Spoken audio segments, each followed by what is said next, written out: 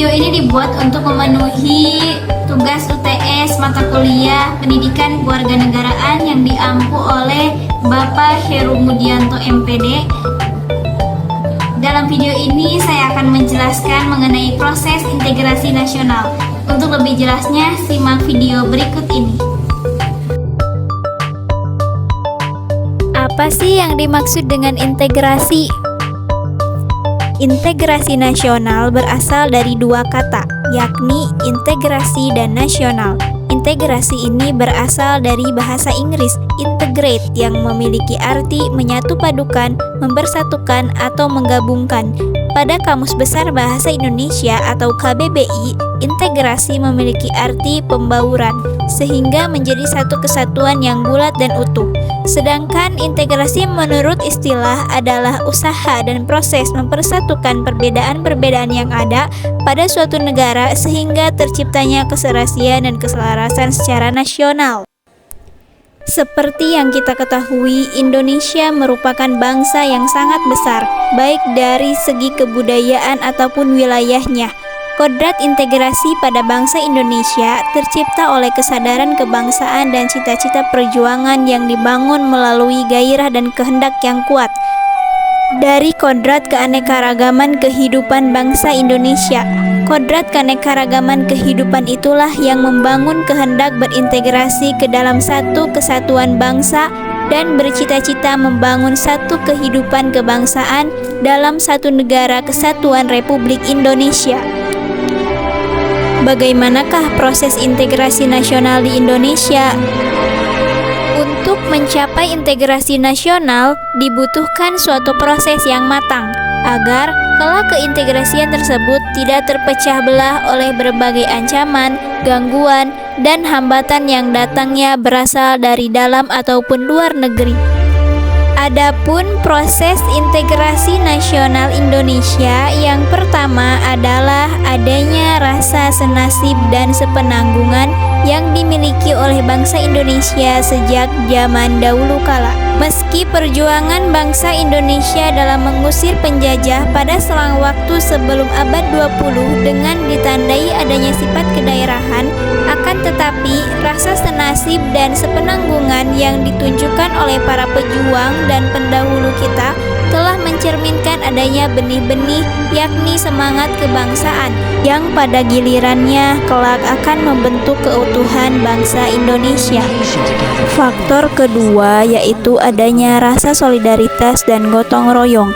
Menyadari penderitaan yang dialami oleh rakyat-rakyat Indonesia, satu persatu rakyat mulai bangkit dan bergabung ke dalam kelompok-kelompok perlawanan untuk bekerja sama mencapai satu tujuan, yakni menumpas para penjajah. Faktor ketiga yaitu adanya rasa cinta tanah air dan rela berkorban. Para pejuang membela Indonesia melawan penjajah, baik secara fisik maupun diplomatik. Meskipun bayang-bayang kematian berada di hadapan mereka, para pejuang tetap berani melawan penjajah, terutama pejuang yang bertempur secara fisik. Faktor keempat yaitu terjadinya peristiwa Sumpah Pemuda. Peristiwa yang terjadi pada tanggal 28 Oktober 1928 tersebut menjadi puncak motivasi rakyat Indonesia untuk mewujudkan integrasi nasional.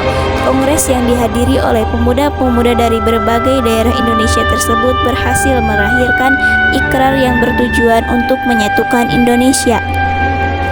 Kehadiran pemimpin nasionalis yang karismatik dan berpengaruh menjadi faktor penting dalam mendorong integrasi nasional. Soekarno dan Muhammad Hatta adalah contoh pemimpin yang berhasil menggalang dukungan luas dan mempersatukan berbagai kelompok masyarakat. Melalui pidato-pidato dan gerakan mereka mampu mengatasi perbedaan suku, agama, dan ideologi politik untuk menciptakan kesatuan dalam perjuangan bersama. Kepemimpinan yang kuat dan inspirasional menjadi kunci dalam membangun kesadaran akan persatuan nasional. Faktor yang terakhir yaitu media dan komunikasi. Media dan komunikasi memiliki peranan penting dalam menyebarkan gagasan persatuan nasional. Surat kabar, majalah, dan radio menjadi media yang digunakan untuk menyampaikan pemikiran nasionalis dan mempersatukan semangat perjuangan. Melalui media ini, ide-ide dan nilai-nilai kebangsaan disampaikan kepada masyarakat luas, membantu membangun kesadaran kolektif akan integrasi nasional. Selanjutnya yaitu jenis-jenis integrasi nasional. Yang pertama, integrasi politik. Integrasi politik terbagi menjadi dua dimensi. Yang pertama, dimensi vertikal, menyangkut hubungan antara penguasa dan rakyatnya yang menghubungkan celah perbedaan guna mengembangkan proses politik yang partisipatif. Yang kedua, dimensi horizontal, menyangkut hubungan terkait masalah teritorial yang dihadapi rakyatnya, contohnya dalam konteks SARA. Yang kedua, integrasi ekonomi, yaitu proses saling ketergantungan antara daerah dalam upaya memenuhi kebutuhan hidup, sehingga mereka akan mengadakan kerjasama yang saling sinergis dan menguntungkan. Yang ketiga, integrasi budaya, yaitu proses penyesuaian unsur-unsur yang berbeda dari segi budaya dalam masyarakat sehingga menjadi satu kesatuan yang utuh. Yang keempat, integrasi ideologi, yaitu keinginan rakyat Indonesia untuk bermusyawarah membentuk sebuah visi negara.